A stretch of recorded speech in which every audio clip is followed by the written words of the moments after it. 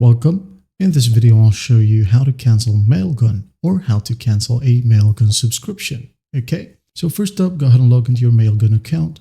And once you're in here, just go ahead and go to the top right and click on this drop down. Okay, click on it. Now go ahead and go to Plan and Billing. Click on it and you'll be able to see your current subscription. All you have to do is just click on Upgrade right here and it will show you an option to unsubscribe. Okay, once you click on Unsubscribe, it's going to show you some plans that you might want to consider. All right, if you're really sure of canceling your subscription, just go ahead and select the No Sending plan. Okay, select this one with $0 per month. And once done, your current plan will be canceled. Now, what happens next? Well, once a new plan is chosen, the system will effectively schedule a downgrade on your account.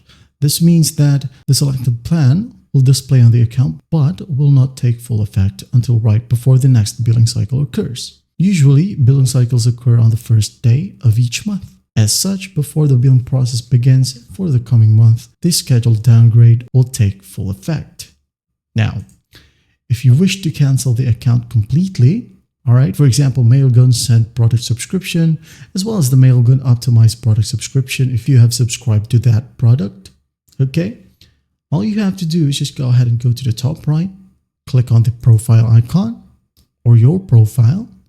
Now go ahead and go to Manage Account.